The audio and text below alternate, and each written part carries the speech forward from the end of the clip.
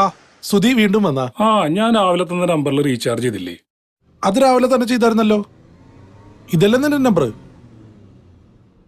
ഇതപ്പം തന്നെ ചെയ്തിട്ടുണ്ട്. ഇതാ ടിക്കറ്റ് ഉണ്ട്, നോക്കിയേ.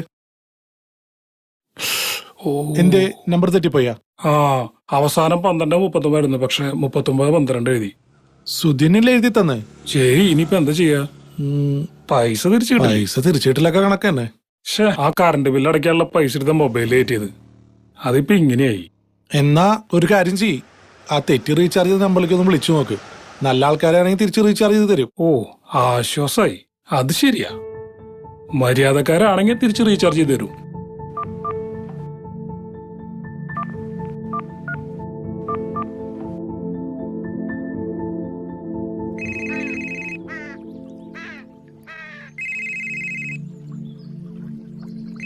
ഉമ്മ ഫോൺ അടിക്കണേ.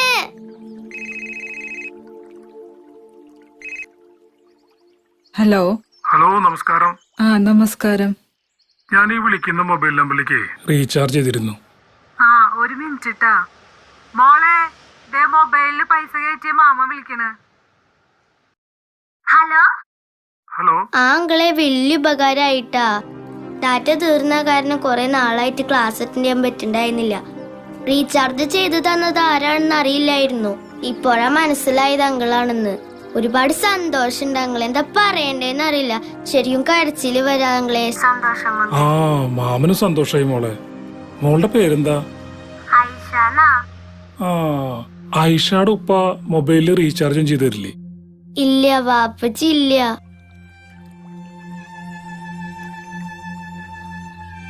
മൂന്ന് വർഷമായി മരിച്ചിട്ട്. അയ്യോ, അത് മാമന് അറിയില്ലായിരുന്നു. സോറി ട്ടാ മോളെ. നന്നായി പഠിക്കണം. ഈ സ്കൂള് തുറക്കുന്നവരെ മോളുടെ മൊബൈലില് ഡാറ്റ മുടങ്ങില്ല. അത് ഈ മാമന്റെ വാക്കാ. അയ്യോ, അത്രയ്ക്കൊന്നും വേണ്ട. എനിക്ക് അങ്കിൾ ആരാണെന്ന് അറിയില്ലല്ലോ. അത്യാവശ്യ ഘട്ടങ്ങളിൽ സഹായിക്കാനേ മനുഷ്യന്മാര് തമ്മിൽ അറിയണമെന്നില്ല മോളെ. എന്നാ ശരി, മോള് വെച്ചോ. ശരിക്കും ഇപ്പോഴാണ് ഒരു ആശ്വാസമായത്. എന്റെ മനസ്സൊന്ന് തെളിഞ്ഞു. കയ്യിൽ ഒരുപാട് പൈസ വന്നിട്ട് മറ്റുള്ളവരെ സഹായിക്കാന്ന് വെച്ചാൽ ഒന്നും നടക്കൂല. ഉള്ളോണ്ട് ചെയ്യാം, അത്ര തന്നെ. ഗ്രാൻഡായി സുധി, നിന്നെ സമ്മതിച്ചു. നന്നായി, നല്ല കാര്യം.